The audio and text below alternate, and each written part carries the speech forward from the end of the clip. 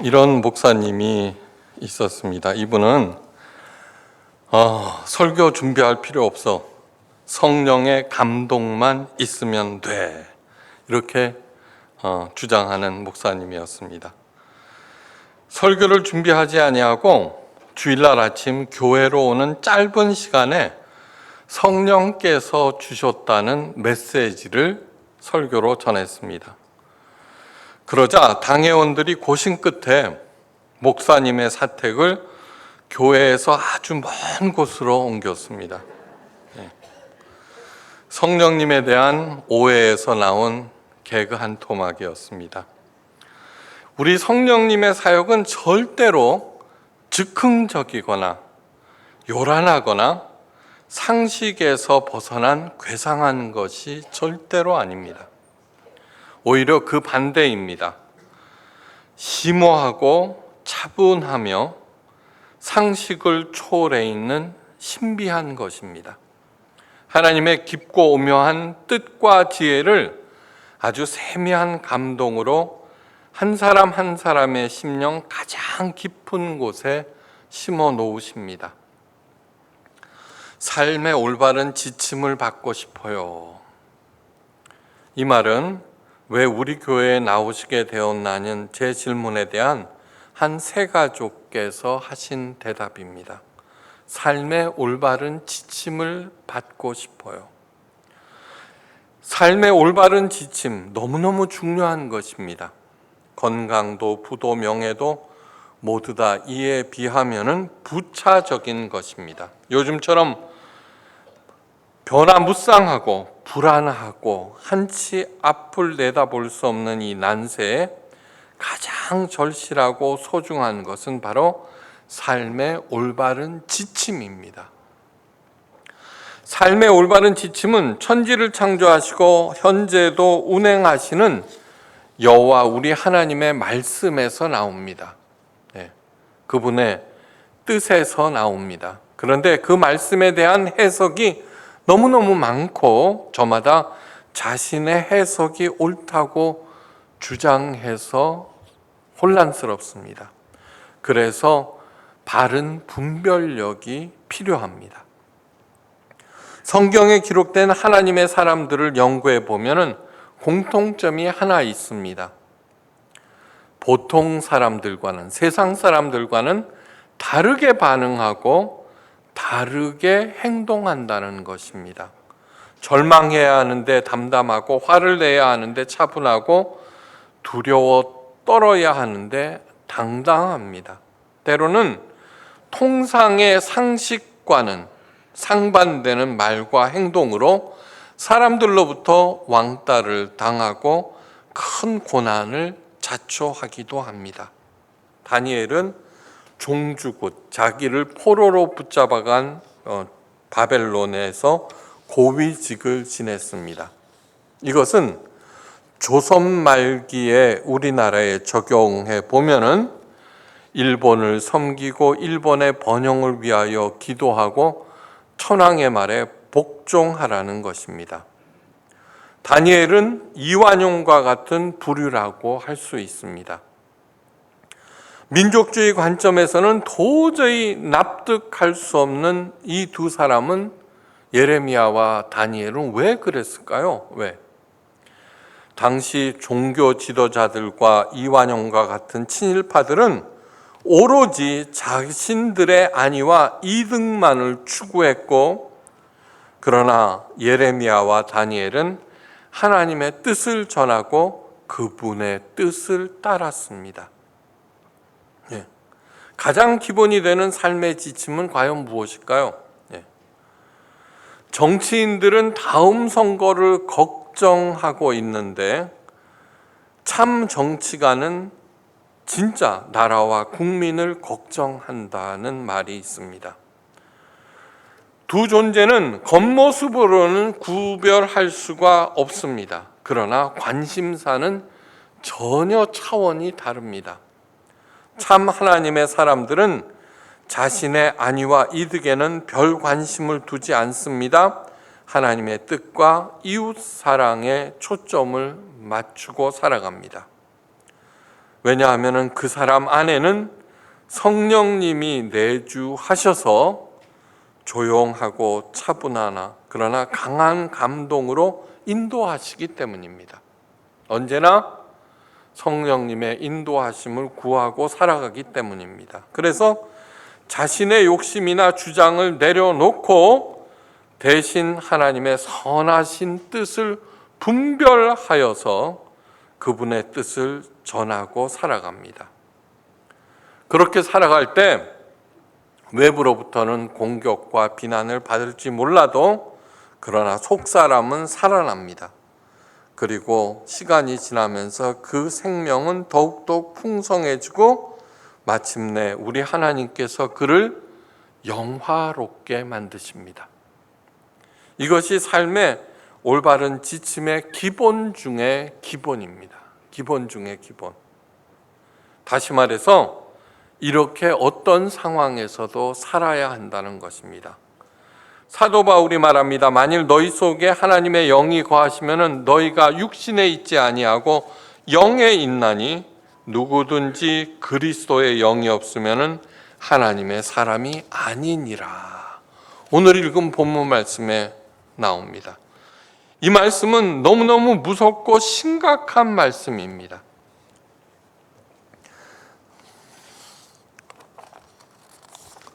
성령이 내 안에 거하시는지 그 여부가 모든 것들을 결정한다는 뜻입니다.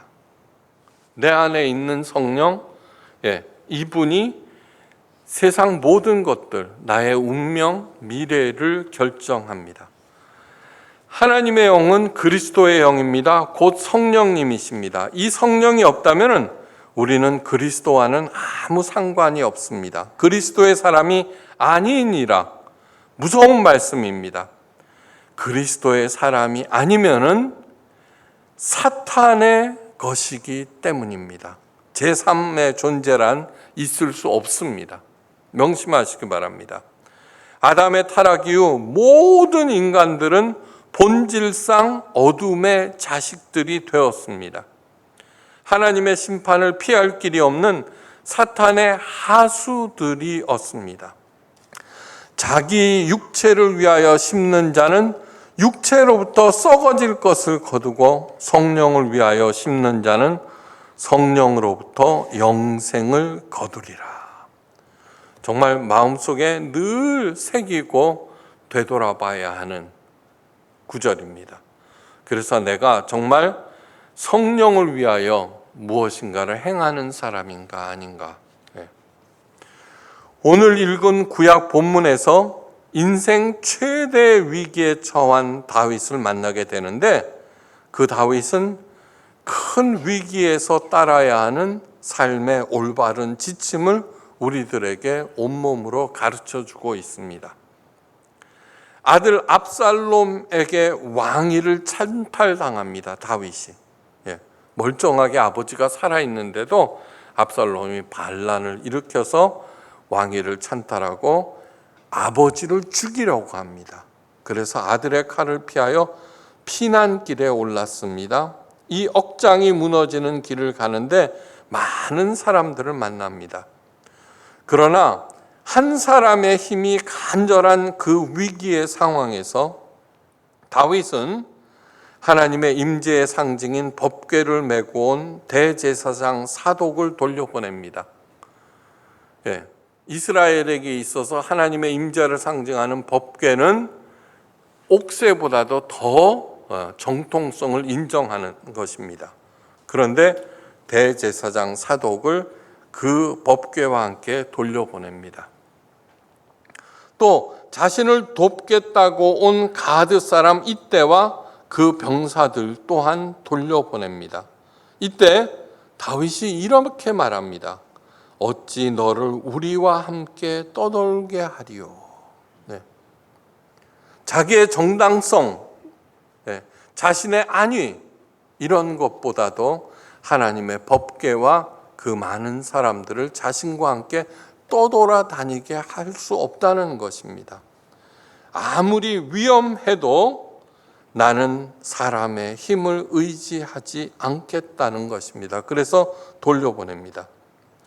세상 사람들은 위기 때 어떻게 해요? 하나님을 원망하고 사람들을 힘을 얻으려고 애를 씁니다. 그러나 하나님의 사람들은 그러한 것들은 다 부차적인 것으로 돌리고 오로지 하나님께만 집중합니다. 자, 우리들은 하나님께만 집중한다는 다윗이 왜 법궤를 되돌려 보내 이렇게 생각하실지 모르지만 아니요. 법궤는 하나님의 임재를 상징합니다. 그러나 내 안에 실제하는 성령은 구체적인 현실입니다. 그렇게 따르겠다는 것입니다. 그래서 그렇게 돌려보낸 다윗의 계속해서 갈 때 사울 왕의 친척인 시므이라는 사람이 다윗이 이스라엘의 왕이 된 것을 너무너무 못마땅해 하던 차에 다윗이 도망자 신세가 되었다는 반가운 소식을 듣습니다. 그는 소리를 지르며 다윗에게 돌을 던지며 저주합니다. 피를 흘린 자여, 비루한 자여, 가거라 가거라. 가거라 가거라는 뭐예요? 꺼지라, 그런 뜻입니다. 사울의 족속의 모든 피를 여호와께서 내게로 돌리셨도다. 사울왕 대신에 내가 왕이 되었으나 여호와께서 나라를 내 아들 압살롬의 손에 붙이셨도다. 보라, 너는 피를 흘린 자인고로 화를 자취하였느니라. 사무엘하 16장 8절 말씀입니다. 그러나 이 시므의 말은 사실이 아닙니다. 우리가 잘 아는 대로 사울왕은 스스로 파멸된 것입니다. 다윗으로서는 정말 엄한 소리를 듣는 것입니다. 살면서 우리들도 남으로부터 없는 말을 듣는 경우가 꽤 있습니다. 더더군다나 저주까지 듣는다면 인내심의 한계를 느낍니다. 인터넷에 달린 자신에 대한 부정적인 댓글 때문에 인생을 정리하는 사람들도 있습니다. 그런데 다윗은 이 시므의 저주에 어떻게 반응하였을까요? 다윗이 말합니다. 저가 저주하는 것은 여호와께서 저에게 저주하라 하심이니라. 엄청난 말씀입니다. 내 몸에서 난 아들도 내 생명을 해하려 하거는 하물며 이 베냐민 사람이랴. 여호와께서 저에게 명하신 것이니 저로 저주하게 버려두라. 네. 다윗은 압살롬의 반역이나 시므이의 저주를 하나님의 처사로 알고 겸허히 받아들였습니다. 제가 늘 강조하죠, 그죠? 강조하는 한 가지는 그 어떤 일도 하나님의 처사로 겸허히 받으시라고 강조를 합니다.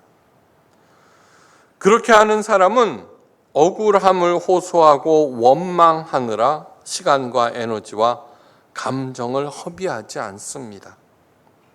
그래야 큰 위기도 하나님의 시각에서 바라볼 수가 있습니다. 아무리 복잡한 미로라도 위에서 보면은 천천히 살펴보면은 길이 있습니다. 또한 기억해야 될 것은 믿는 사람, 하나님의 자녀들에게 저주라는 것은 절대 없다는 것입니다. 저주할 테면 하라. 네. 그렇게 대꾸하지 마십시오. 다만 나의 반응만 있을 뿐입니다. 남의 비난과 저주에 내가 화를 내고 달려들면은 그것은 정말 나에게 저주가 되고 큰 재앙이 됩니다. 네. 그러나 그 어떤 고난도 남의 비난과 저주도 하나님의 허락으로 알고 하나님 앞에서 겸손히 무릎을 꿇으면은 오히려 그것이 복이 되고 생명이 됩니다. 이것이 바로 사도 바울이 말한 모든 일에 합력하여 선을 이룬다는 것입니다. 우리가 알거니와 하나님을 사랑하는 자 곧 그의 뜻대로 부르심을 입은 자들에게는 모든 것이 합력하여 선을 이루느니라. 고난도 슬픔도 위기도 모두 하나님의 처사로 겸허히 받아서 그 모든 화가 하나님의 큰 복으로 반전되는 그러한 큰 은혜를 누리시기를 주의 이름으로 간절히 축원합니다. 다윗이 말합니다. 혹시 여호와께서 나의 원통함을 감찰하시리니 오늘날 이 저주까닭에 선으로 내게 갚아주시리라. 네. 다윗의 이 믿음은 마침내 이루어집니다. 그래서 다시 압살롬은 스스로 자멸하고 다윗은 왕위에 오르게 됩니다. 사도 바울이 이에 대해서 갈라디아서 5장 9절에 우리가 반드시 기억해야 할 말씀을 했습니다. 우리가 선을 행하되 상황에 따라서 내 행동이 바뀌어지는 것이 아니라 줄기차게 선을 행하되 낙심하지 말지니 포기하지 아니하면 때가 이름에 거두리라. 거두리라. 다윗은 오직 하나님만을 바라봅니다. 복수와 정죄는 모두 하나님의 몫이기 때문입니다. 하나님만 두려워하기로, 하나님만 사랑하기로, 하나님만 의지하기로 한 것입니다. 어려우면 어려울수록, 힘들면 힘들수록, 슬프고 외로우면 외로울수록 오직 하나님을 사랑하고 하나님만 의지하십시오. 이것이 바로 최고의 인생 지침입니다. 인생 지침입니다. 성령께서 내 가장 깊은 곳에 자리 잡기를 원하시는 이유가 있습니다. 네. 여러분, 사랑은 뭐예요? 그 사랑하는 대상이 나의 가장 깊은 곳에 자리 잡는 것입니다. 첫째는 가장 가까이 계시기 원하기 때문입니다. 왜요? 사랑하니까. 그분의 은혜로운 역사와 친밀한 임재를 통해서 하나님의 자녀인 우리 하나님 아버지께서 만드신 이 아름다운 세상에서 풍성하게 당당하게 살기를 원하시기 때문입니다. 왜요? 사랑하기 때문에. 사랑이 무엇이라고 했습니까? 그 사랑하는 사람의 이야기 속으로 내가 들어가는 것이라고 지난 시간에 말씀드렸습니다. 그러므로 내 이야기를 버리고 하나님의 이야기 속으로 들어가는 것이 진짜 하나님을 사랑하는 것입니다. 그래서 하나님의 자녀, 성령의 사람들은 사망의 음침한 골짜기에서도 해를 받는 것을 전혀 두려워하지 않게 됩니다. 둘째는 하나님의 주권입니다.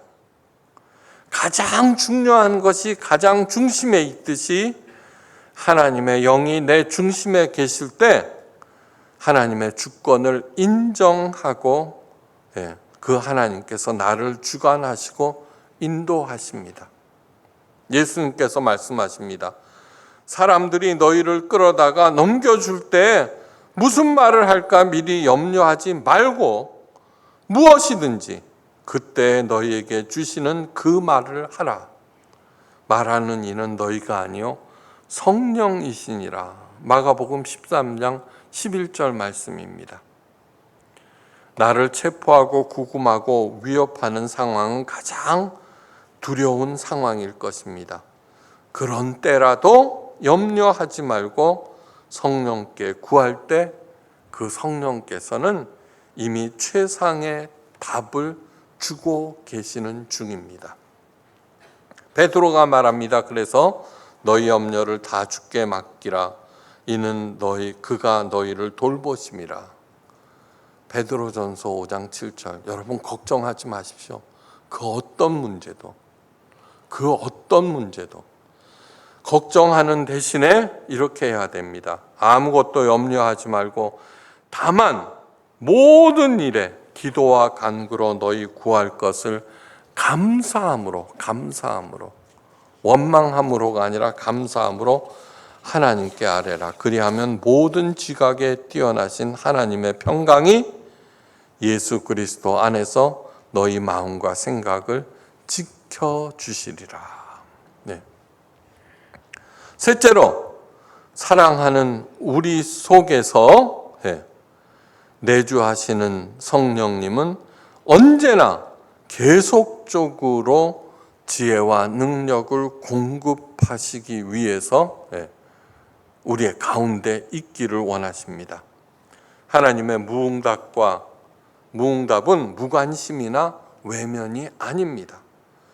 성령께서는 말할 수 없는 탄식으로 우리가 올바른 것들을 하나님께 구하게 해달라고 간구하고 계십니다. 네. 우리가 그리스도의 사랑 안에 거할 때 하나님께 구하는 것을 모두 들어주신다고 예수님께서 친히 고별설교에서 말씀하셨습니다. 조건이 있습니다. 그리스도 안에서.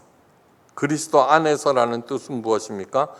과연 이 상황에서 예수님께서 구하는 것이 무엇일까? 예수님이라면 어떻게 하셨을까? 할 때 생각나는 그것을 구하는 것입니다. 사도 바울이 고린도 교회들에게 질타하며 말합니다. 너희가 하나님의 성전인 곳과 하나님의 성령이 너희 안에 거하시는 것을 알지 못하느냐? 고린도전서 3장 16절입니다.